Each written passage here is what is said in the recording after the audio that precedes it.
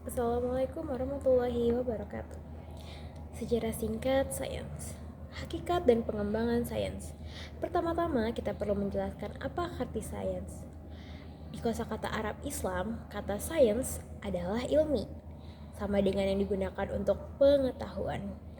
Ilmi mencakup segala bentuk pengetahuan, termasuk pengetahuan yang diwahyukan, kitab suci, pengetahuan keagamaan yang dibangun dari kitab suci, hadis Nabi, pendapat ulama, dan seterusnya. Ilmi juga mencakup ilmu sosial dan humaniora, misalnya sejarah. Namun, kini ketika sains digunakan, yang dimaksud biasanya adalah ilmu alam. Upaya kita mengerti alam dan jagat raya serta penjabaran dan penjelasan mengapa dan bagaimana benda-benda bekerja seperti begini atau begitu.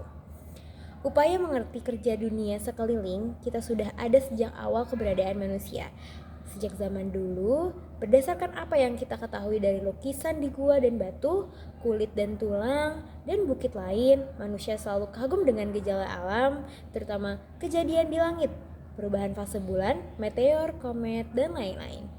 Manusia juga memperhatikan keteraturan di alam, matahari terbit dan terbenam tiap 24 jam, bulan menjalani siklus selama 1 bulan, bintang dan rasi bintang muncul pada musim tertentu secara berulang, dan lain-lain. Selama ribuan tahun manusia telah bertanya-tanya mengenai gejala alam. Jadi, bolehlah dikatakan bahwa ilmu alam sudah ada sejak awal keberadaan manusia. Bersama kemajuan pemikiran manusia, kita jadi mengerti bahwa penjelasan atas gejala alam mesti diatur oleh sejumlah kaidah dan tata cara. Orang tak bisa sekadar menyatakan suatu penjelasan, tak peduli betapapun berilmu atau berwenang dia, harus ada bukti dan alasan untuk penjelasan itu. Memang, dalam pemahaman terkini mengenai cara sains bergerak maju, orang mesti mengajukan cara untuk menguji dan memastikan penyataan cara agar orang lain bisa mengecek kebenaran pernyataan itu. Prinsip itu bernama filsabilitas dan diajukan filsuf sains asal Austria Karl Popper pada 1930-an. Sekarang, sains alam bisa didefinisikan sebagai sekumpulan pengetahuan mengenai dunia yang bermetode ketat, empiris, yang didasari pengalaman dan percobaan, dan objektif, tidak bergantung pada siapa yang melakukan percobaan, pengamatan, perhitungan, atau simulasi. Sains juga sudah mengalami perubahan selama beberapa abad terakhir. Sains mengalami revolusi sains dan menjadi modern. Saya akan menjelaskan nanti bagaimana sains modern secara mendasar berbeda dengan sains kuno atau primitif. Contoh, perhatikan bahwa saintis itu kata baru. Pertama kali diciptakan William Whewell pada abad ke-19. Sebelumnya, orang yang meneliti alam dengan cara sains disebut filsuf alam. Maka kita perlu mempelajari perkembangan sains sampai mencapai bentuk modernnya serta bagaimana dan mengapa sains terkadang mendapatkan penolakan dan sanggahan beberapa orang. Sejak lama, bahkan sampai pertengahan abad ke-20, sains dipandang mengalami kemajuan perlahan, selangkah demi selangkah, selapis demi selapis. Namun, Thomas Kuhn, ahli sejarah yang filsafat sains pada abad ke-20, mengguncang keadaan ketika dalam bukunya The Structure of Scientific Revolution, dia mengajukan pandangan bahwa sains mengalami periode sains normal ketika ada paradigma dominan yang dipakai oleh semua orang untuk bekerja. Tetapi kemudian kemunculan dan penumpukan keanehan terkadang memaksa perombakan serius paradigma dominan di satu bidang, sehingga terjadi revolusi. Paradigma baru menggantikan paradigma lama. Jadi, kita bisa bilang bahwa sains secara umum maju perlahan-lahan tapi kadang melompat.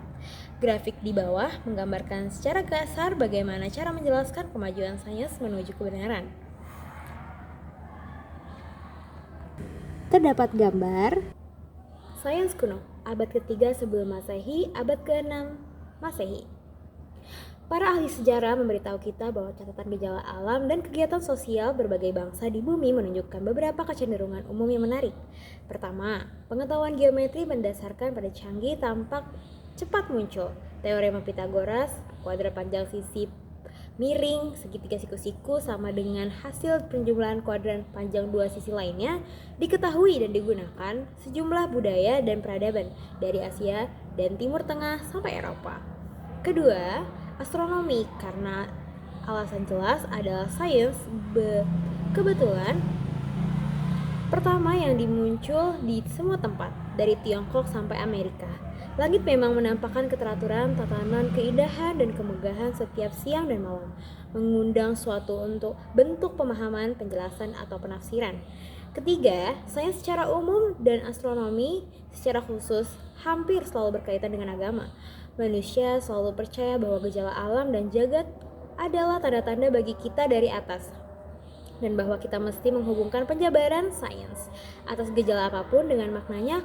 Hubungan akrab antara sains dan agama sebenarnya berguna karena gejala alam atau jagat berkaitan dengan ritual agama yang kemudian perlu diatur dan pada gilirannya mendorong pertumbuhan astronomi atau astrologi yang membentuk matematika yang makin lama makin canggih. Peradaban Mesir zaman Firaun membuat kemajuan besar dalam matematika, astronomi, dan kedokteran. Geometri awalnya diperlukan untuk mengukur tanah, terutama karena banjir Sungai Nil yang sering menghapus batas antara milik orang. Geometri makin penting dalam proyek-proyek pembangunan besar selama berabad-abad, misalnya piramida dan kuil. Mesir juga dikenal menguasai alkimia dan pengobatan dengan ramuan yang teknik pembuatan mumi, semua mendorong penelitian dan kemajuan beberapa aspek sains alam. Peradaban lain yang banyak menyumbang kemajuan sains adalah peradaban Sumeria atau Babilonia di Mesopotamia, Irak. Sejak sekitar 3500 sebelum Masehi, bangsa Sumeria membuat catatan penting pengalaman astronomi di ribuan lempeng tanah liat.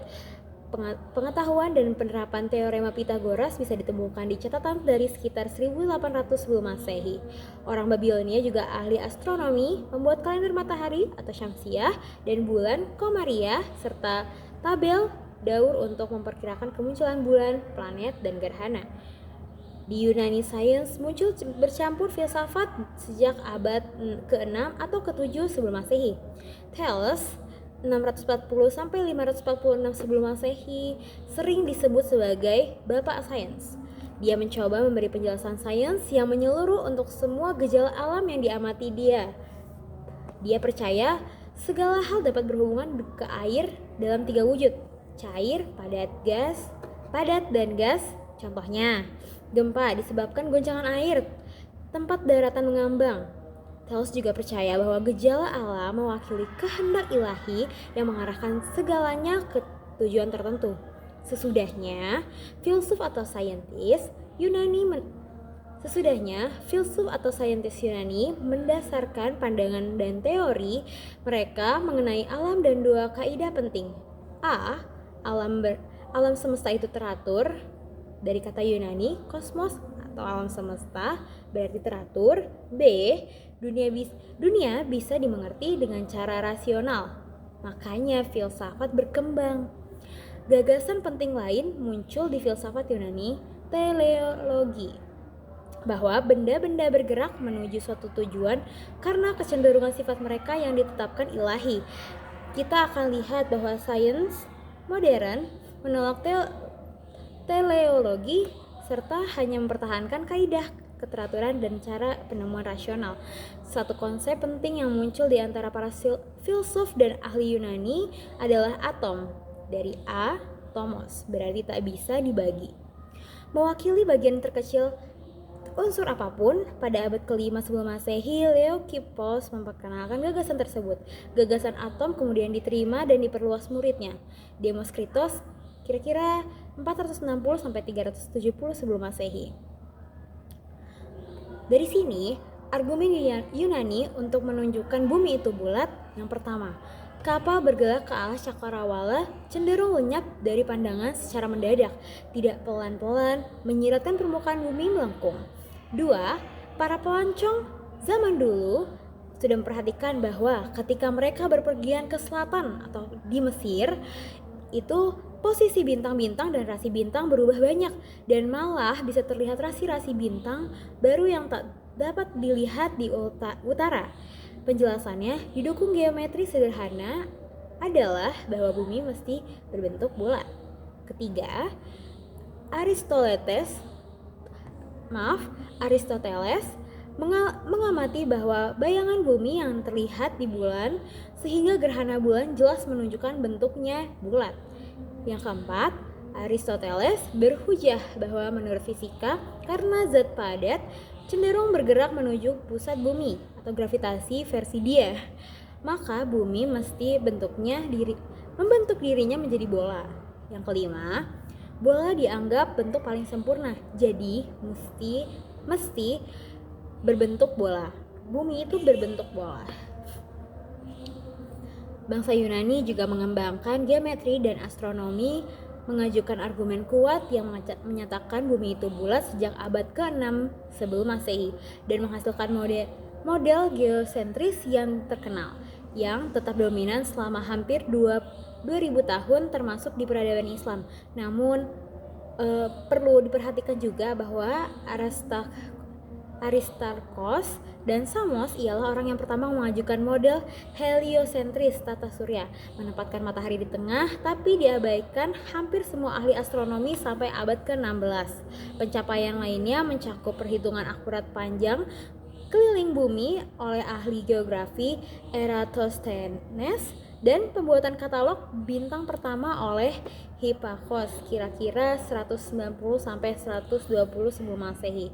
Plato dan Aristoteles selain banyak kontribusi untuk filsafat juga memajukan metodologi penelitian sains dan membahas keunggulan dan keabsahan penalaran deduktif dan induktif. Penalaran deduktif adalah salah satu pemikiran logis langkah demi langkah yang berawal dari prinsip umum atau hipotesis sampai ke kesimpulan yang berasal dari asumsi awal. Itu biasa dilakukan di filsafat dan matematika. Jika titik awalnya benar, maka kesimpulannya akan benar jika deduksi dilakukan menurut aturan logika yang benar. Di sisi lain, penalaran induktif berawal dari pengamatan, lalu pembuatan aturan umum atau hukum berdasarkan pola yang diamati. Itu cara sains bekerja biasanya, atau setidaknya bermula pengamatan dan pola pengarahan ke pengajuan hipotesis atau hukum yang menjadi sumber kesimpulan yang lalu diuji untuk memeriksa apakah usul hipotesis atau hukumnya tepat.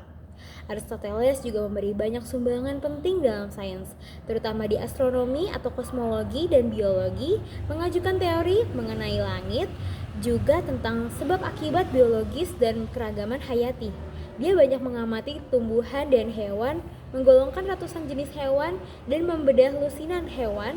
Maka Aristoteles merupakan contoh filsuf saintis yang meneliti dan memberi sumbangan besar ke banyak topik. Di bidang kedokteran, Hippocrates kira-kira 460-750 sebelum Masehi yang dikenal karena Sumpah Hippocrates yang sampai sekarang masih diucapkan dokter dan pekerja medis lain mampu menjabarkan banyak penyakit dan kondisi medis. Dokter Yunani terkenal lain Galenos 129 kira-kira 200 sebelum 200 Masehi mengembangkan teori mengenai tubuh, cara kerja organ tubuh yang melakukan sejumlah operasi bedah canggih termasuk di mata dan di otak. Di Alexandria, Mesir yang dipengaruhi Yunani, ahli matematika Euclides kira-kira 325 sampai 265 sebelum Masehi yang sering disebut Bapak Geometri, memberi metodologi yang mantap untuk matematika berdasarkan aksioma dan teorema. Aksioma adalah asumsi awal yang percaya benar tapi tak bisa dibuktikan. Teorema adalah pernyataan yang bisa dibuktikan berawal dari aksioma serta penggunaan aturan dan metode logika. Stoicheia atau elemen karya Euclides dianggap salah satu buku terhebat yang pernah ditulis dan masih digunakan hingga sekarang. Juga di Mesir, Archimedes memberi sumbangan penting bagi matematika, tapi lebih dikenal sebagai ahli fisika karena karyanya mengenai cairan, daya apung, dan statistika, kaidah dasar tuas. Tidak banyak yang tahu bahwa peradaban India juga memberi sumbangan besar ke matematika dan sains. Peradaban India punya sejarah panjang. Dari 4000 sebelum Masehi di lembah Sungai Sindu, di mana telah ditemukan sisa-sisa bangunan kuno yang konstruksinya menunjukkan kepengetahuan matematika dan statistika, sampai abad ke-15 Masehi ketika Nilakanta Somajaji 1444 sampai 1544, ahli matematika dan astronomi di Kerala membuat model langit yang canggih atau orbit planet sebelum revolusi di eliptika Kepler. Sebelumnya, pada abad ke-6 dan ke-7 Masehi, para saintis India memperkenalkan konsep-konsep matematika penting yang dimanfaatkan para saintis Arab Muslim. Aryabhata 476 sampai 550 di Aryabhatiya memperkenalkan beberapa fungsi geometri dan dasarnya, termasuk sinus, kosinus, dan kosekan, tabel trigonometri, serta teknik dan prosedur matematika. Pada abad ke-7, Brahmagupta menjelaskan bagaimana 0 digunakan sebagai angka desimal dan pengisi tempat. Sistem angka 0 sampai 9 digunakan para saintis Arab Muslim, dimulai oleh kaum Al-Khwarizmi kira-kira 780 sampai 850 sebagai angka Arab, dan sesudahnya digunakan hampir universal, dikenal sebagai sistem angka Hindu Arab. Sains zaman pertengahan abad ke-6 sampai pertengahan abad ke-16. Peradaban Tiongkok juga membentang selama beberapa ribu tahun mencapai zaman pertengahan ketika dimulai perhubungan dengan peradaban lain. Pertama-tama dengan peradaban Arab Muslim, lalu dengan peradaban Barat. Para saintis Tiongkok mendapat banyak penemuan luar biasa dan memberikan kontribusi untuk sains dan teknologi, termasuk kompas, kertas, roket, dan lain-lain. Sementara 0 tak digunakan sebagai angka dan jumlah tersendiri. 10 dianggap suatu jumlah, dan pada Mesir abad ke-1 Masehi, angka negatif dan pecahan mulai dipakai. Belakangan, para ahli matematika Tiongkok memperkembangkan teknik untuk menghitung pangkat 2, pangkat 3, dan pangkat lebih besar lagi untuk menjawab soal linear, kuadrat, dan kubik. Aljabar dan geometri juga terjadi perkembangan. Di astronomi, pengamatan di Tiongkok adalah rangkaian sinambung terpanjang pengamatan sebagai fenomena, termasuk gerhana, bintik matahari, komet, supernova, dan paling terkenal pada 1045. Menghasilkan apa yang kini tampak sebagai nebula kepiting, ahli-ahli astronomi Tiongkok juga pawai dalam menghitung posisi planet dan tanggal gerhana. Tak lama sesudah muncul di panggung dunia, Islam menghasilkan zaman keemasan pengetahuan dan sains yang berlangsung selama 1000 tahun. Para ahli sejarah dan komentator menunjukkan berbagai faktor yang menjelaskan ledakan kegiatan itu. Quran yang mendorong muslim memikirkan ayat-ayat Allah yang meninggikan posisi orang berilmu, sampai ibadah, sholat, puasa, aturan transaksi keuangan, dan lain-lain yang mewajibkan kepada umat Islam. Waktu sholat, arah kiblat, pembuatan kalender Islam untuk acara-acara keagamaan, mulai dari Ramadan, Id, Haji, dan keperluan sipil, pembayaran gaji, utang, dan lain-lain. Hitung zakat, pembagian tanah, dan harta waris, semuanya memerlukan astronomi, trigonometri, dan aljabar.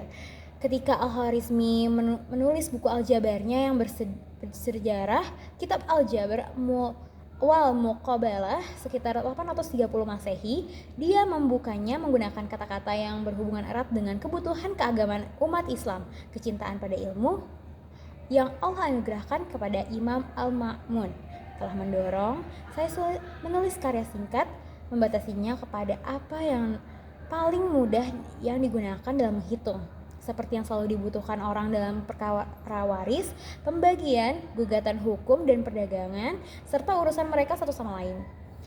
Suatu contoh yang dia berikan adalah perempuan yang meninggal dan mewariskan hartanya ke suami, 1 anak laki-laki dan 3 anak perempuan, menurut aturan waris Islam. Al-Khwarizmi kemudian menunjukkan bahwa masalah itu bisa diubah menjadi persamaan aljabar, dan perhitungan sederhana memungkinkan kita mengetahui bagian tiap orang. Dia lalu menunjukkan bahwa soal-soal yang lebih rumit, termasuk penentuan zakat, bisa dijawab dengan cara yang sama. Para ahli sejarah dan komentator juga menunjukkan budaya sains yang ditemukan kaum muslim ketika memasuki tempat-tempat seperti Mesopotamia dan lembah sungai Nil, dan menemukan sistem irigasi canggih, pengetahuan kompleks mengenai kehidupan, dan keahlian teknik canggih dalam kria tekstil, kulit, kaca, dan logam. Sesudah berinteraksi dengan para sarjana India, Bizantium, dan negeri-negeri lain, umat Islam bekerja secara penelitian dan membesarkan sistematis yang kemudian menjadi sains. Saintis muslim menganggap percobaan sebagai dasar sains, bahkan lebih mementingkan percobaan daripada orang Yunani yang lebih unggul dalam hal teori dan mengembangkan sains. Maka ilmu Haytham kira-kira 965 sampai 1040 Masehi, salah satu yang terhebat di antara ribuan saintis pada zaman keemasan peradaban Islam, diakui sebagai seorang pembangun pertama metode sains yang dianggap sebagai ciptaan Francis Bacon yang hidup sekitar 500 tahun sesudahnya, yang mengutamakan pemeriksaan dan kebenaran hasil atau anggapan apapun lewat percobaan. Ibnu Al-Haytham juga dianggap sebagai bapak optika karena karyanya Kitab Al-Mazmir, kitab optika kira-kira 1000 Masehi, yang bukan hanya menunjukkan dengan tegas bahwa penglihatan adalah hasil cahaya yang memasuki mata, bukan karena cahayanya yang keluar dari mata, memberikan penjelasan fisik dan fisiologis proses penglihatan, melainkan juga penyajian banyak alat optik, cermin berbagai bentuk, dan gejala optik termasuk pemantulan dan pembiasan.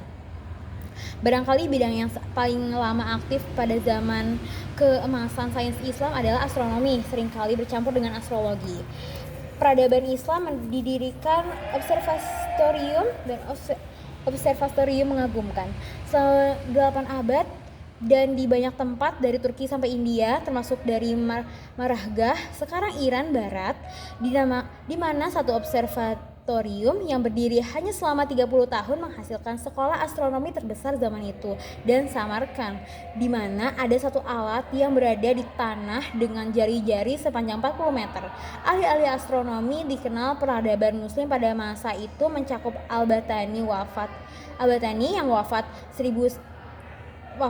929, Al-Biruni 975 sampai 1048, Ibnu Yunus wafat 1009, Al-Marighti wafat kira-kira 1007, Abdurrahman Sufi 903 sampai 986, Az-Zarqali kira-kira 1024 sampai 1080, Nasiruddin Tusi 1201 sampai 1274, Ibnu Shatir 1304 sampai 1375, Ahli Kursni 1403 sampai 1474, Syamsuddin Khafi kira-kira 1470 sampai 1550, dan Taqiyuddin bin Ma'ruf abad ke-16.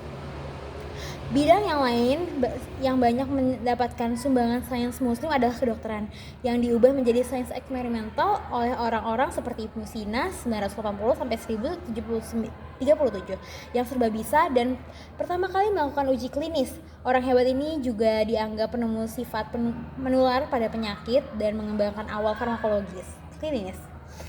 Kanun fil al-Tib, kanun kedokteran, karya Ibnu Sina menjadi buku pelajaran kedokteran standar di Eropa sampai abad ke-18. Kontributor penting lain dalam bidang kedokteran selama zaman keemasan Islam mencakupi Razi, wafat di 923 atau 4, yang menerapkan pengetahuan kimia dalam kedokteran.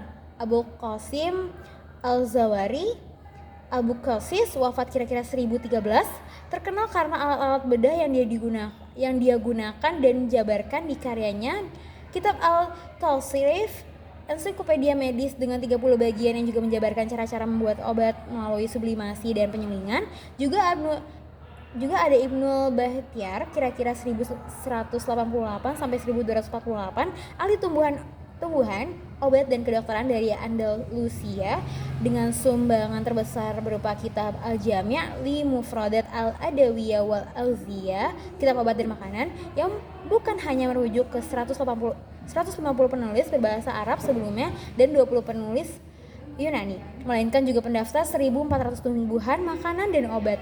Karya besar keduanya berjudul Kitab Al-Mughni Fi al-Adawiyah al-Mufradah, kitab obat sederhana, ensiklopedia obat yang mencakupi pengetahuan mengenai khasiat tumbuhan untuk mengobati berbagai penyakit di kepala, telinga, mata, dan lain-lain.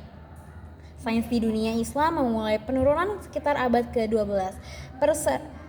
Prestasi sains dunia Islam mencapai puncak pada abad ke-10 dan ke-11 lalu menurun menjadi sangat rendah sejak abad ke-16 dan sesudahnya.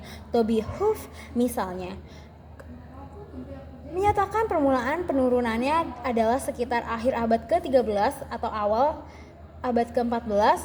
Huff 1993, sementara David Lindbergh menyatakan bahwa pada abad ke-15 tinggal sedikit yang tersisa. Lindbergh 1992. Beberapa faktor menyebabkan penurunan itu sebagai dari luar perang salib dan rekonstitusia dan serbuan Mongol yang menghancurkan perpustakaan, observatorium, rumah sakit, dan sekolah.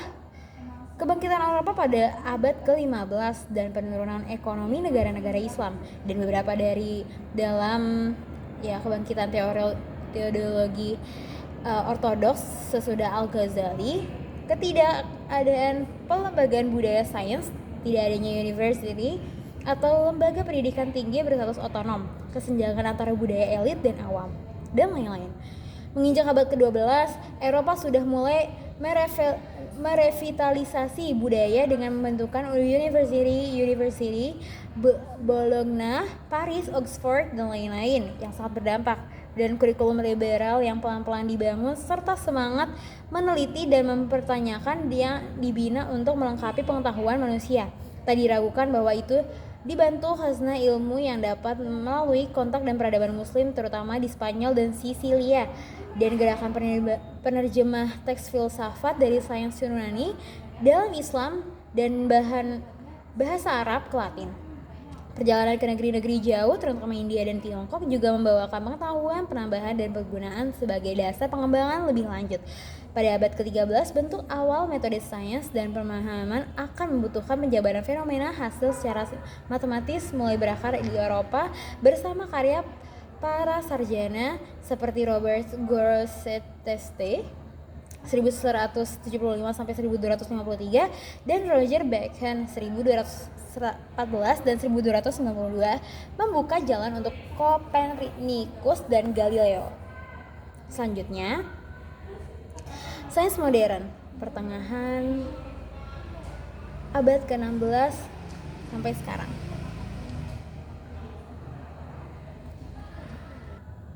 Baik, selanjutnya ada sains modern pertengahan abad ke-16 sampai sekarang. Universitas-universitas Eropa yang baru didirikan dengan kurikulum terbuka dan peninjauan atas filsafat dan sains bersama teologi dan seni memberikan hasil yang mengubah sejarah dunia. Renaissance, revolusi sains, pencerahan, dan belakangan revolusi industri semua bisa ditelusuri balik ke perubahan pendidikan dan intelektual tersebut. Revolusi sains secara umum dianggap bermula pada 1543 ketika Copernicus menerbitkan bukunya yang mengubah paradigma De Revolutionibus, revolusi yang artinya planet mengelilingi matahari, di mana dia berargumen mendasarkan teori dan pengamatan bahwa matahari mestilah pusat dunia atau heliocentrisme, bukan bumi atau geosentrisme. Dengan demikian, dia membuat bumi jadi sekadar planet dan manusia tak lagi menjadikan pusat alam semesta. Yang dia sajikan sebagai pergeseran kecil atau posisi bumi sebenarnya gempa besar sains, intelektual, bahkan teologis. Revolusi sains yang menghadirkan era astronomi modern dan kemudian sains modern secara keseluruhan mencakup sumbangan penting lain dari Kepler, Galileo, dan Newton dengan prinsip-prinsip yang membuat fisika menjadi matematis. Dengan menggunakan kalkulus, menentukan hukum langit dan hukum fisika bumi, dan mengubah hakikat sains dan pendekatan zaman pertengahan ke wawasan baru yang modern. Kepler antara 1609 dan 1618 menyingkirkan orbit planet berbentuk lingkaran dan penggantinya dengan elips. Galileo mengubah studi gerak atau kinematika menjadi sains matematis presisi, dan yang lebih penting memperkenalkan teleskop untuk astronomi sehingga mengubah pandangan kita mengenai langit dan mendapatkan berbagai penemuan. Misalnya bulan-bulan Jupiter yang paling cocok mencolok adalah fase-fase Venus, yang membenarkan gagasan heliocentris Copernicus. Akibatnya Galileo ditekan oleh Vatikan karena alasan agama atau filsafat dan dia akhirnya menjadikan tahanan rumah seumur hidup. Walau itu tak menghalangi dia menulis beberapa bukunya yang paling berpengaruh, Hukum Gerak Planet Kepler. Belakangan memungkinkan Newton membangun hukum geraknya dan hukum gravitasi universal mempertemukan bahwa cara bumi menarik bulan sehingga bulan bergerak mengelilinginya ataupun beberapa bumi mengelilingi matahari juga merupakan cara jatuhnya benda di bumi. Kepler juga menciptakan teleskop baru lebih hebat daripada dibuat Galileo berdasarkan desain asli dari Belanda. Ada banyak kontributor penting bagi zaman baru sains yang nalar, antara lain Tycho Brahe, Robert Hooke, Christian Huygens, Gottfried Leibniz, dan René Descartes sampai abad ke-18. Pada abad ke-17 terjadilah pengembangan sains yang membentukkan Akademi Sains, perkumpulan para ahli sains tingkat tertinggi yang menyediakan forum untuk membahas gagasan-gagasan baru. Yang pertama dan barangkali paling terkenal adalah Royal Society of London for Improving Natural Knowledge, lebih lazim dikenal sebagai Royal Society, dan didirikan tahun 1660. Di sanalah Newton, Darwin, dan para saintis hebat lain menyajikan karya dan berdebat serius. Académie des Sciences Prancis dibentuk pada 1666. Yang lain mengikuti pada abad ke-18 dan ke-19. Akademi Sains dan Sastra Norwegia didirikan pada 1760. Akademi Sains Lisboa, Portugal pada 1779. US National Academy of Science pada 1863 dan seterusnya.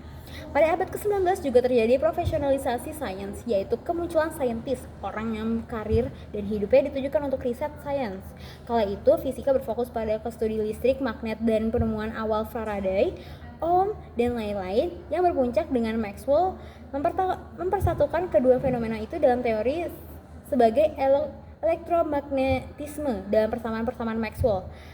Revolusi sains yang lebih besar terjadi pada abad ke-19 dengan penemuan dan teori baru dalam biologi. Nah, paling terkenal dengan terkait revolusi itu jelas Charles Darwin, tapi pada penemuan lain didapatkan Theodor Schwann dan Matthias Haldane, Louis Pasteur, dan Robert Koch. Sebelum Darwin, studi biologi hanya berupa taksonomi, penamaan, dan penggolongan, dibotai zoologi. Makhluk hidup, tumbuhan atau hewan, diatur dalam sistem spesies, genus, famili, ordo, kelas, dan seterusnya. Ahli ilmu hayat Swedia Carl von Linne memperkenalkan sistem klasifikasi sederhana buatan yang didasari beberapa ciri utama, tapi sistem itu membutuhkan skema hubungan yang lebih alami dan mendasar. Gagasan evolusi spesies dengan ciri-ciri yang merubahkan seiring waktu telah dibahas sejak zaman dulu, tapi awalnya hanya ada penjelasan kurang jelas mengenai perubahan itu. Misalnya lingkungan menimbulkan perubahan, juga belum jelas apakah benar spesies berubah dan menghasilkan spesies baru. Di Prancis, Lamarck 1744 sampai 1829 mengusulkan bahwa spesies memang berubah seiring waktu, mengajukan bahwa perubahan lingkungan, kekeringan atau cuaca dingin menghasilkan perubahan yang beberapa spesies agar bisa menyesuaikan diri, dan beberapa perubahan itu bisa mencakup radikal untuk menghasilkan spesies baru. Tahun 1831, Darwin memulai pekerjaan yang bersejarah di atas kapal Beagle berkeliling dunia dalam 5 tahun dan membawa dia mengamati banyak makhluk hidup, membuat lembar catatan mengenai ciri-ciri mereka dan perbedaannya dari tempat ke tempat. Dalam perjalanan itu, dia juga menyaksikan efek gempa dan kekuatan alam terhadap berbagai organisme dan lingkungan. Kekayaan informasi itu berikut bacaannya. Sudah kembali ke Inggris, An Essay on the Principle of Population, karya Malthus. Kemudian ia membuat terobosan sejarah. Spesies berevolusi berangsur-angsur akibat perubahan alami, lalu lingkungan menyeleksi dan melestarikan yang paling cocok dengan kondisi alam. Darwin menyimpan sendiri gagasannya untuk sementara, tapi ketika menerima makalah dari Alfred Russel Wallace yang menunjukkan bahwa Wallace pada dasarnya sampai ke kesimpulan yang sama. Darwin buru-buru menuliskan buku terkenalnya On the Origin of Species, yang bukan hanya menunjukkan bahwa dia dapat gagasan itu lebih dulu daripada Wallace, melainkan juga dia punya banyak data mendukungnya. Dengan murah hati, Darwin menyajikan makalah Wallace berikut rangkuman karyanya bersama di Linnean Society, London pada 1 Juli 1858. Dia melanjutkan dengan menerbitkan bukunya pada 1859. Dua terobosan penting lain dalam biologi terjadi pada abad ke-19.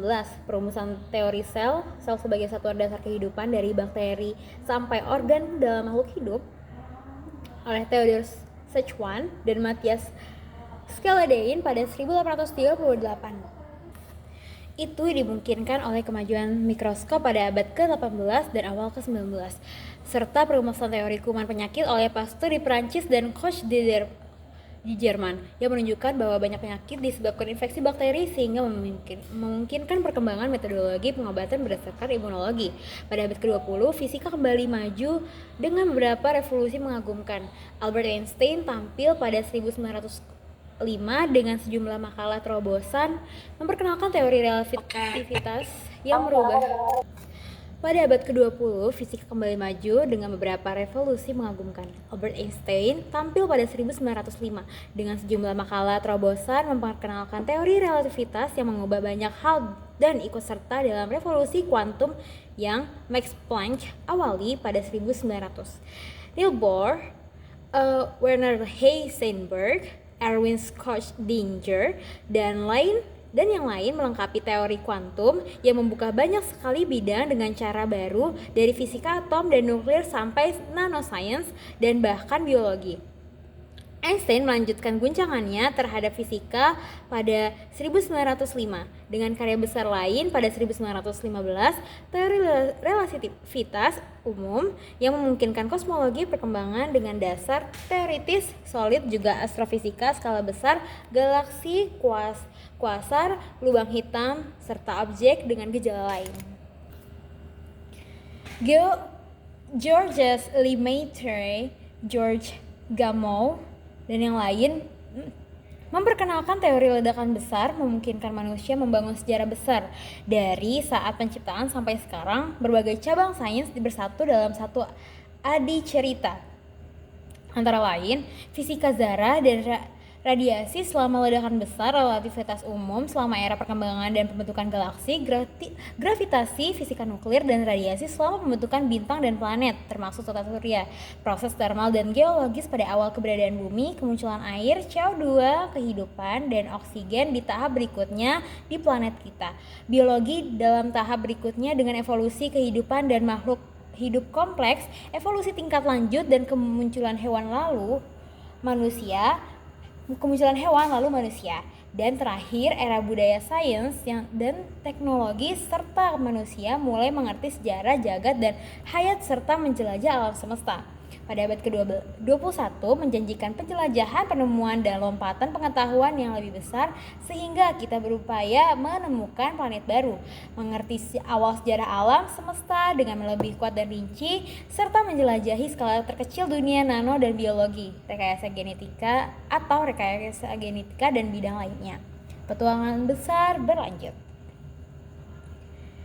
Bab 3. Apa itu sains modern dan mengapa beberapa pemikir mengkritiknya? Pertama, definisi dan ciri sains modern. Dalam tinjauan sejarah singkat sains modern barusan, kita membahas bagaimana dalam beberapa abad terkait sains mengalami beberapa perkembangan amat penting. Pertama, berdasar empiris dan di dalamnya gejala-gejala alam diteliti melalui pengamatan dan percobaan secermat mungkin.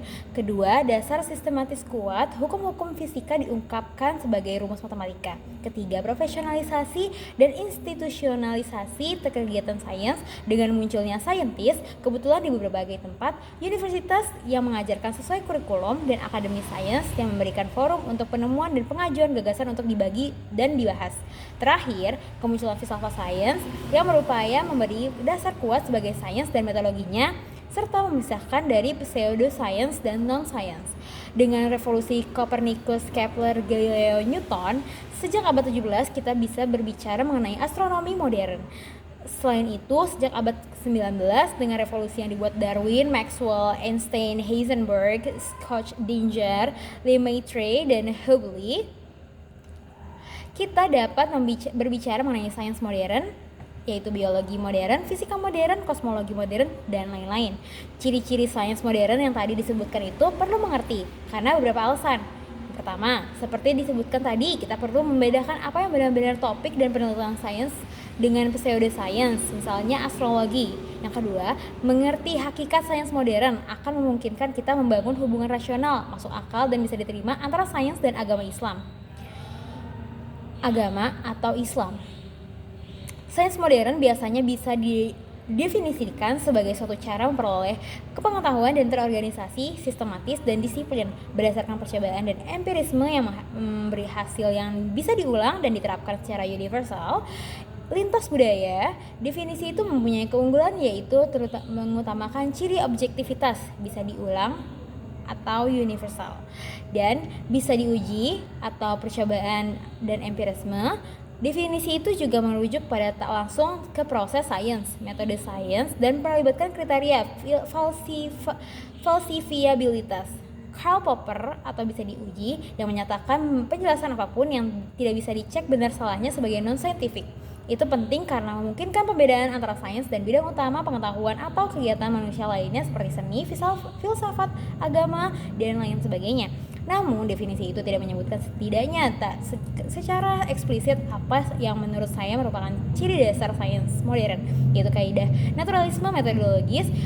Kaidah itu menyatakan bahwa sains hanya memperoleh penjelasan gejala alam yang melibatkan sebab alami dan mengesampingkan semua penjelasan supranatural, baik itu arwah, malaikat, setan, dan Tuhan sendiri.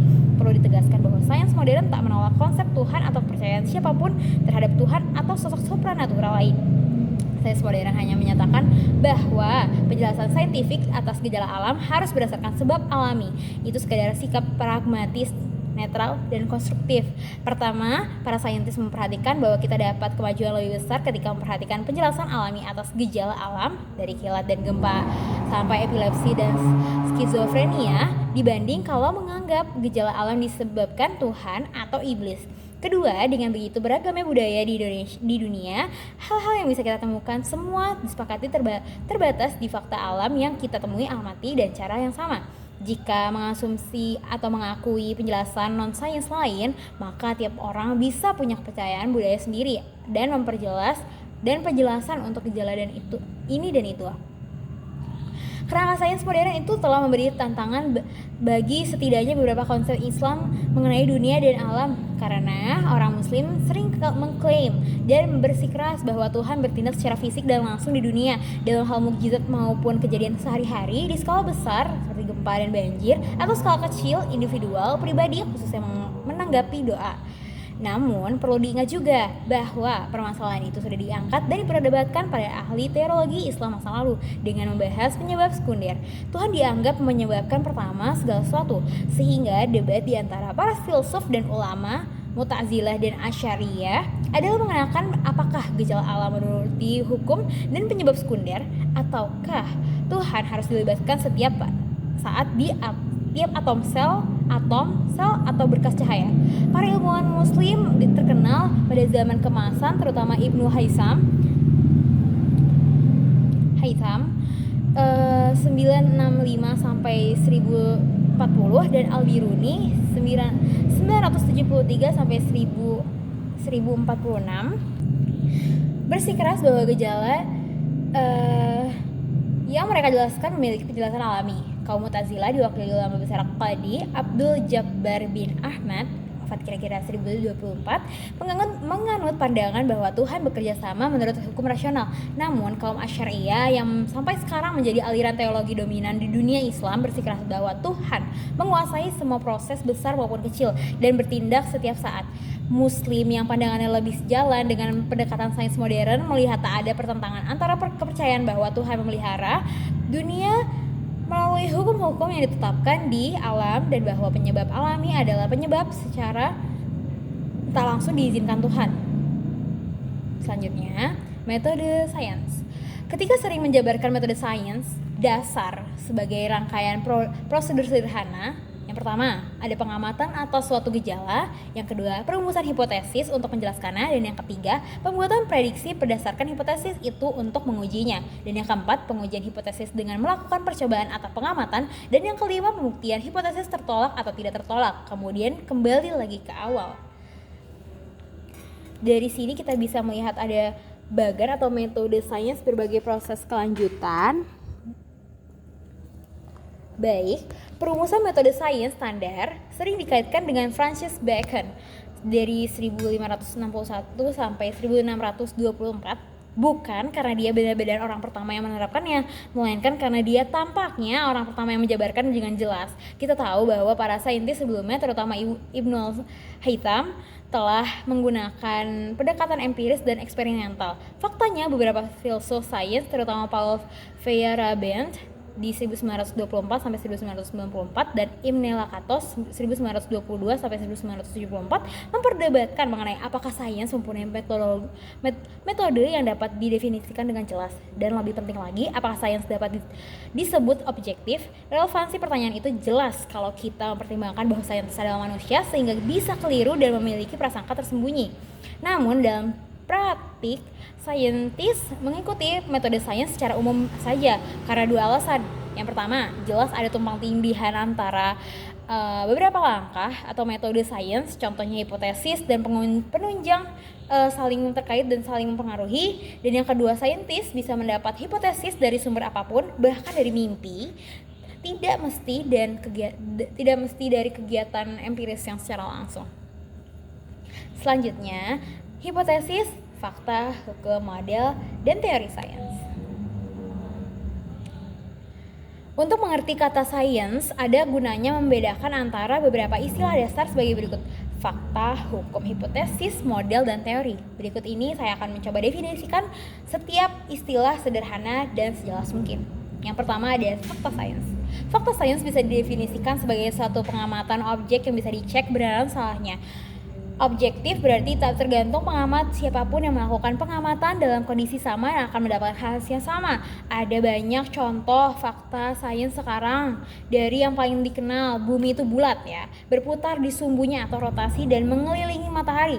Tak peduli apa kata kaum bumi datar dan penolakan sistem tata surya heliosentris lainnya, sampai masih saja diperdebatkan. Bumi berumur sekitar 4,5 miliar tahun dan ada bukti evolusi bumi biologis yang bisa diamati di peninggalan geologis atau paleontologis bumi. Banyak yang mengatakan itu sudah berstatus fakta. Yang kedua ada hukum sains. Merupakan perumusan yang seringkali matematis. Suatu hubungan sebab akibat antara besaran-besaran fisika yang telah ditemukan selalu berlaku.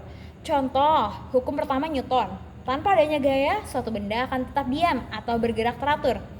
Dan itu tergantung keadaan geraknya sekarang. Contoh lagi, kaum sains penting lain bisa dilihat dari halaman-halaman yang mendatang. Ketiga, ada hipotesis. Adalah dugaan yang dirumuskan saintis sebagai kemungkinan penjelasan suatu hasil pengamatan atau gejala. Contoh, langit berwarna biru itu karena mematukan warna dari air bumi.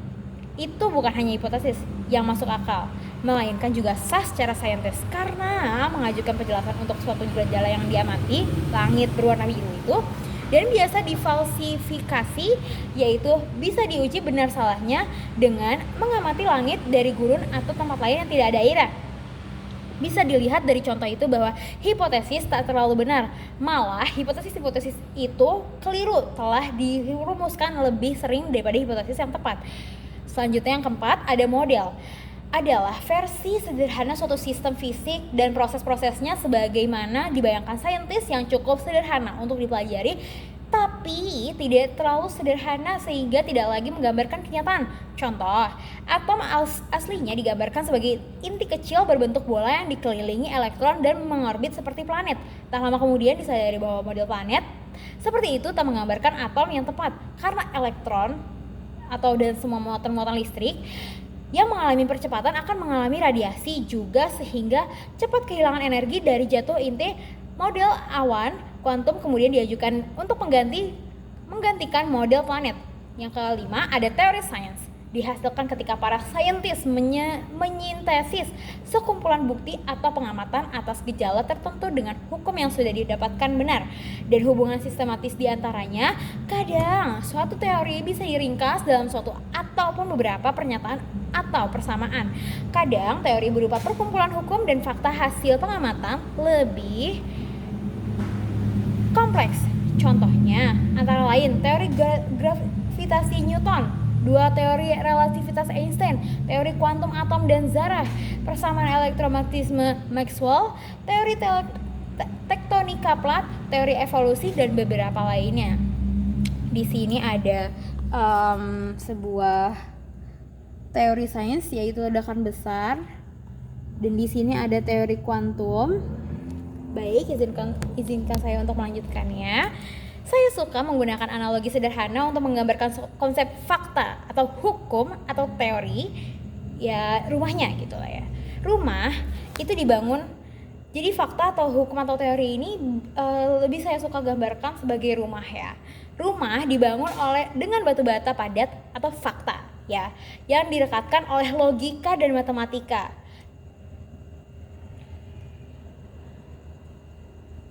Tiang-tiangnya adalah hukum yang menghubungkan fakta. Keseluruhan bangunan rumah dengan mewakilkan atap, jendela, pintu, balkon, dan bagian-bagian lainnya mewakili teori. Sains adalah fakta bagaimana rumah dibangun dari batu-batu. Sains juga dibangun dari fakta-fakta, namun setepuk batu bukanlah rumah dan sekumpulan fakta belum menjadi sains. Dari Henry Poincaré. Beberapa hukum sains paling penting yang biasanya kita diketahui oleh orang lain adalah yang pertama adalah hukum gravitasi universal dari Newton.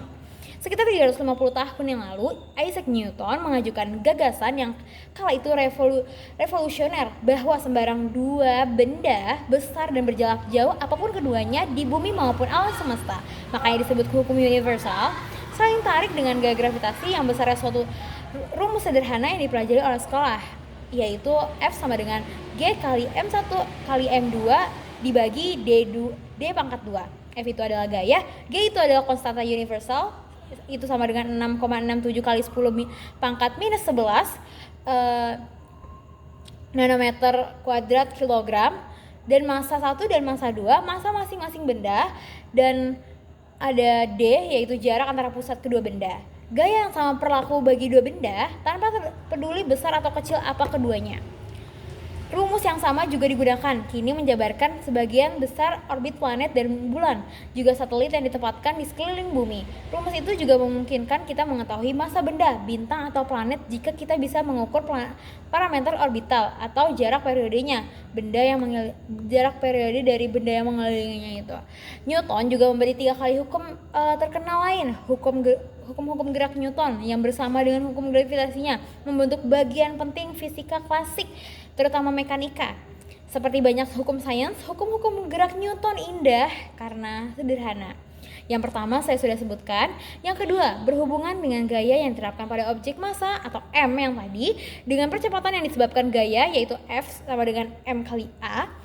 Yang ketiga, diketahui sebagian besar orang untuk setiap aksi terhadap objek X adalah reaksi setara yang berlawanan dengan X terhadap objek Y yang menerapkan gaya X. Sekali lagi, tak melihat besar kecilnya tiap objek ya. Dengan kata lain, tiap objek yang dikenali gaya akan membalas dengan gayanya setara. Set hukum penting lainnya adalah 3 hukum termodinamika yang membentuk dasar studi cara kerja energi panas dalam sistem, misalnya mesin, bagian dalam bintang, dan lain-lain. 3 hukum itu bisa dinyatakan sebagai satu, konservasi energi untuk sistem di mana panas berperan penting, kecuali sistem penutup, tertutup sempurna atau terisolasi dari alam semesta yang sebagian panasnya akan dilepas keluar dunia. Yang kedua ada entropi yang pada dasarnya ukuran ketidaktahuan suatu sistem akan selalu naik di setiap proses termodinamis. Dengan kata lain, suatu sistem tak akan pernah menghasilkan lebih banyak keteraturan dan ketidaktahuan dengan proses alami apapun. Dan yang ketiga, alami di suhu atau nol mutlak di Kelvin ya 200 73,15 derajat Celcius di bawah 0, suhu paling rendah yang memungkinkan entropi mencapai nilai terendah yang mungkin dan semua zarah berhenti bergerak. Oleh karena itu, mustahil mencapai nol mutlak, tetapi dengan memompa energi keluar dari sistem, saintis pelaku mencoba mencapai suhu pendekatannya. Suatu pernyataan penting adalah apakah hukum-hukum yang kita rumuskan itu nyata atau hanya buatan manusia yang bersifat sementara? Bukankah hukum-hukum sains berubah dari waktu ke waktu? Hukum gravitasi Newton saja tidak didapati tidak cocok untuk Merkurius dan daerah-daerah dengan gravitasi kuat, dan harusnya digantikan bersamaan dengan relativitas umum Einstein. Di sini kita mesti membedakan antara hukum sains yang rumusannya saintis dan hukum alam atau yang nyata atau hukum Tuhan seperti yang dikatakan orang beriman. Sebenarnya yang ditemukan atau di rumus saintis atau fakta alam atau hukum sains hanyalah pendekatan tahap dalam progresif ke hukum alam sejati atau hukum Tuhan yang benar-benar mengatur alam. Apakah hukum alam itu tidak berubah pada suhu, waktu, ruang atau bisa berubah? Muzaffar Iqbal telah menegaskan bahwa cara dan hukum Tuhan tidak berubah. Mengutip ayat Quran, sunnah Allah yang berlaku bagi orang-orang yang terdahulu dan engkau tidak dapat mendapati sunnah Allah berubah. Quran surat 33 ke 33 ayat 62. Lalu menambahkan, dengan demikian seluruh alam bekerja melalui hukum-hukum yang tidak berubah dan bisa ditemukan melalui penelitian atas alam. Beberapa saintis telah mengusulkan bahwa hukum-hukum alam semesta boleh benar-benar pernah berubah karena mereka telah mengajukan cara uji hipotesis, tapi tidak sampai sekarang belum ada pengamatan atau percobaan yang mendukung gitu ya. Selanjutnya, ada pembuatan model dan hukum dalam praktik. Sains banyak mengandalkan pembuatan model karena seringkali mustahil melakukan percobaan atau menggambarkan seluruh sistem secara sistematis. Terlalu banyak atom dan di sembarang potongan zat, terlalu banyak interaksi antara berbagai jenis sistem, terlalu kompleks dan lain-lain. Jadi, sains menggunakan banyak tipe seperti gambar tersebut. Ada atom dan intinya, dan juga ada lapisan bumi. Sains model yang bisa berupa objek fisik atau versi sederhananya, model analog, model numerik, sistem ideal, dan seterusnya. Beberapa contoh model paling terkenal dalam ilmu sains ini antara lain model atom ya, atau planar Bohr, model helix ganda atau molekul DNA, model bola biliar untuk gas, model tetes air, dan model cangkang untuk inti atom, model terstruktur bumi berlapis, dan banyak lainnya. Bagaimana cara model bekerja? Pertama, model pada hakikatnya adalah versi sederhana sistem sesungguhnya yang menempatkan dan mempertahankan aspek mendasar yang mengesampingkan bagian-bagian tak penting. Penyederhanaannya atau idealisasinya, masalah ini dipelopori oleh Galileo. Benda menjadi titik bermasa, permukaan menjadi bebas gesekan, dan lain-lain. Dan sudahnya diformalkan. Perhatian harus diberikan ke resiko penyederhana berlebih atau penghapusan suatu aspek penting masalah. Pemahaman atas akurasi model juga diperlukan, tergantung sifatnya ya. Contoh, model numerik bisa menjadi lebih atau kurang akurat tergantung beberapa linear atau non-linear atau chaotic sistemnya dan skala waktu perhitungan. Ini baik digambarkan di model perakiraan cuaca dan model perubahan iklim atau pemanasan global. Memang, suatu bagian penting debat hari ini adalah para saintis mengenai beberapa jauh prediksi pemanasan global. Bisa dipercaya ya, adalah seputar model yang dipakai, efek apa yang disertakan, dan bagaimana strata ketetapan perhitungan. Konsep-konsep penting untuk pengetahuan sains masa kini. Selain gagasan-gagasan dasar yang dijelaskan barusan, fakta, hipotesis, hukum, teori, model, ada dua konsep lagi yang saya ingin jelaskan singkat karena sangat berguna untuk mengerti informasi sains dan mencegah kita mendapatkan hasil kesimpulan keliru dari hasil yang ditemukan atau dilaporkan sana sini. Yang pertama ada kolerasi. Kolerasi adalah hubungan antara dua besaran atau lebih. Kolerasi bisa positif atau ketika dua faktor naik turun bersama, atau negatif ketika dua faktor berubah secara berlawanan. Contoh, nilai yang didapat murid meningkat seiring kehadirannya di kelas. Itu korelasi positif. Jumlah rambut di kepala orang lebih menurun ketika semakin tua. Nah, itu korelasi negatif. Tekanan darah lebih tinggi di antara orang yang lebih tua. Itu korelasi positif. Harapan hidup rata-rata menurun dengan banyaknya jumlah perokok di satu populasi. Itu korelasi negatif.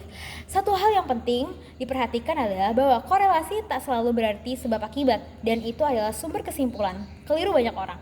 Korelasi antara dua besaran, misalnya A dan B, dapat disebabkan faktor ketiga, yaitu C, yang mempengaruhi keduanya. Jadi bisa ada hubungan sebab akibat antara C dan A, dan antara C dan B, dan tapi tidak ada antara A dan B. Berikut beberapa contoh dari dunia sekitar untuk menggambarkan kaidah penting ini. Yang pertama, boleh jadi ditemukan korelasi antara jumlah tunawisma dan angka kejahatan di suatu kota. Namun, tunawisma belum tentu menyebabkan kenaikan angka kejahatan. Duanya dapat disebabkan tingginya jumlah pengangguran di kota itu, atau barangkali faktor penambahan, misalnya penggunaan obat terlarang. Kadang ada beberapa faktor penyebab dikorelasi seperti itu. Yang kedua, boleh jadi ada korelasi antara jumlah petugas pemadam kebakaran yang datang menangani suatu kasus kebakaran besar kerusakan yang terjadi, tapi jelas yang pertama tidak menyebabkan kedua. Yang ketiga, begitu juga dengan diperhatikan bahwa anak sekolah dapat pelajaran tambahan untuk cenderung mendapatkan nilai lebih rendah dibanding teman sekelasnya, tak perlulah dianggap pelajaran tambahan menyebabkan nilai turun. Yang keempat, ada sejumlah contoh korelasi yang terjadi pada musim panas. Contoh, jika kita mengamati jumlah kasus orang tenggelam dan pembelian es krim, kenaikan dan penurunan keduanya bisa terjadi pada waktu yang sama, tapi jelas keduanya disebabkan karena musim panas, sehingga banyak orang yang berenang dan membeli es krim. Yang terakhir atau yang kelima, ada kartun lucu penampilan anak-anak yang mengatakan tiap kali kapten menyalakan tanda pakai sabuk pengaman, pesawatnya berguncang-guncang. Nah, yang kedua, untuk tadi materi yang pertama dan yang kedua sekarang, signifikasi statistik. Ketika pembacaan hasil pengukuran, kita mesti berhati-hati dalam satu memutuskan apakah efek ini yang dilaporkan itu signifikan atau tidak. Kita harus selalu ingat bahwa pengukuran bisa keliru, kekeliruan alat, kekeliruan manusia, atau naik turun secara normal, juga disebut ketidakpastian, dan tiap pengukuran harus dibaca berikut. Kemungkinan menyimpang di antara membandingkan dengan lainnya. Contoh, ketika satu pengukuran baru menunjukkan nilai A sama dengan 4,7, sementara pengukuran sebelumnya dilakukan 5,2, kita jangan langsung menyatakan ada perbedaan signifikan ketika ada 10% ke atas, karena bisa aja ada kekonsistenan di antara kedua hasil yang bergantung pada kesalahan atau ketidakpastian di dua nilai. Jika keduanya mempunyai ketidakpastian 0,3, maka keduanya masih konsisten, karena 4,7 ditambah 0,3 masih masuk sekitar di antara saunya, yaitu 5,2 sampai dikurang 0,3 sampai 5,2 tambah 0,3. Jika nilai kesalahannya itu hanya 0,2, maka perbedaan antara kedua hasil pengukuran itu memang signifikan, dan kita bisa menyatakan ada ketidakkonsistenan atau perubahan signifikan nilai besaran itu sampai batas tertentu. Saya bilang sampai batas tertentu ya, karena sudah begitu pun ilmu statistik itu memberitahu kita bahwa ada peluang sekitar 5,5% bahwa nilai kedua itu pengukuran 4,7 sampai 0,2 sampai 4,7 plus 0,2 dan 5,3 dikurang 0,2 sampai 5,3 plus 0,2. Tak saling tumpang tindih, keduanya memang tumpang tindih jika tidak dipastikan kedua kali lipat. Perhatikan bahwa peluang itu terjadi adalah 5%, tidak kecil sama sekali. Kita bisa melihat dari gambaran itu bahwa pengukuran dan hasil yang tampak memberi kesimpulan tertentu mesti diperiksa menggunakan statistik yang memastikan untuk itu signifikan bahwanya. Lalu ada kritik modern terhadap sains. Sains selalu dikritik karena alasan objektif atau metodologi ya, maupun alasan lainnya atau ideologi. Baru-baru ini muncul kritik-kritik baru, termasuk dari agama atau fundamentalis dan kritik pasca modern. Keduanya menyatakan bahwa sains seperti banyak upaya manusia lain adalah konstruksi yang tak kurang subjektif atau ideologis dibanding bidang-bidang lain. Kritik lain, misalnya kritik feminis, mengatakan bahwa upaya sains itu mengandung bias sosial dan budaya, yaitu feminis ini mengutamakan saintis barat laki-laki yang dapat berbagai kelebihan, dan beberapa kesimpulan barangkali berbeda jika membuatnya adalah perempuan itu atau bukan orang barat gitu. Pandangan itu boleh jadi tampak mengejutkan atau bahkan menggelikan, tapi ada ada yang serius mengatakan bahwa demikian, terutama di bidang ilmu sosial. Juga ada kritik Islam yang terhadap sains modern, ini akan kita bahas nanti ya. Namun, para pembela saintis berdalih bahwa keberhasilan beri besar sains selama beberapa abad belakangan. Banyak sekali prediksi yang terbukti menerapkan dan mengubah kehidupan dan masyarakat dan lain-lain. Bisa bicara banyak. Memang benar bahwa penajaman metodologi dan barangkali pemberesan sosiologi, upaya sains dapat bermanfaat di bidang-bidang tertentu. Namun, tidak ada dasar yang mengkritik berlebihan dan meremehkan nilai sains. Penilaian objektif dan perspektif bisa mengarahkan kita untuk mengakui dan menyoroti beberapa perdebatan penting mengenai sains modern dan cara kerjanya. Suatu perkara diperdebatkan adalah reduksionisme, suatu kaidah metodologi umum di mana penelitian atas suatu objek atau benda dianggap paling baik dilakukan atas pemecahnya bagi bagian-bagian. Memahami dan menganalisis tiap bagian dan hubungannya ke bagian lain, kemudian menyusun ulang benda atau subjeknya. Cara itu sangat ampuh di banyak bidang, terutama fisika dan kimia, dan sampai batas tertentu di biologi. Contohnya dengan memungkinkan reduksi mekanisme sel dan interaksi kimia antara bagian-bagiannya. Namun, proses reduksionis makin berkurang jelas apabila kompleksitas makin tinggi. Walau para reduksionis rakus ingin terus menerapkan kaidah itu, psikologi disajikan berbagai. Setidaknya pada prinsipnya ya, hasil biologi, kesadaran hanya perwujudan kompleks proses-proses di otak dan seterusnya. Sikap serba hanya itu sering dipandang berbagai penerapan agenda ideologis materialis. Jika segalanya bisa direduksi dari atom dan interaksi belaka, maka kita tak akan perlu menyebutkan akal budi, apalagi jiwa ya. Itu telah membuat filsuf kontemporer seperti Francis Watts dia bersikeras membedakan antara reduksionisme dan metodologis dan reduksionisme ideologis. Kenyataannya, saintis tahu bahwa banyak gejala tidak bisa dikenakan pendekatan reduksionis seperti fenomena ya emergen di tingkat kompleks yang lebih tinggi. Muncul gejala baru yang tidak bisa ada di tingkat rendah. Telah diamati dan diteliti, bidang perdebatan lain adalah upaya sains menempati ruang penelitian seluas mungkin tanpa batas termasuk terhadap kehidupan dan masyarakat manusia. Biasanya itu diberi label saintisme, istilah untuk konotasi buruk. Memang sementara reduksionisme boleh tak berlaku bagi banyak bidang dan gejala. Itu bukan berarti bahkan sesuatu seperti kesadaran tak dapat dijelaskan sepenuhnya oleh sains ya, cepat atau lambat. Namun ketika kita memasuki ranah perilaku dan upaya manusia, termasuk gejala psikologis seperti cinta dan spiritualisme, atau gejala sosial seperti agama, persoalan relevansi dan kemampuan sains menjadi perdebatan. Muhammadul Haq menjelaskan kecenderungan saintisme dengan kesukaan masyarakat manusia mengeluh-elukan saintis, sehingga menyadarkan bahwa saintis memiliki pemahaman yang lebih mendalam di atas dunia sehingga harus dipercaya segala bidang. Selanjutnya ada pandangan para pemikir Islam mengenai sains modern dan metodologinya. Kritikus sains modern paling terkenal di kalangan muslim tidak diragukan, ialah Syekh Hussein Nasr, salah seorang filsuf muslim paling penting dalam 50 tahun terakhir yang telah menulis lusinan buku, ratusan artikel, dan pendapat berbagai penghargaan. Keberatan utamanya adalah karena sains modern telah menggunakan pendekatan naturalistik atau tidak melibatkan segala pihak supranatural dan spiritual, sehingga menyangkal kaitan dengan ilahi dan yang dianggap penting. Keberatan penting umum Nasr adalah bahwa sains modern telah memecah belah dan merendahkan manusia serta merusak alam, dan dia anggap sakral dalam Islam. Terakhir, Nasr menolak beberapa pendekatan utama sains modern. Sekian, wassalamualaikum warahmatullahi wabarakatuh.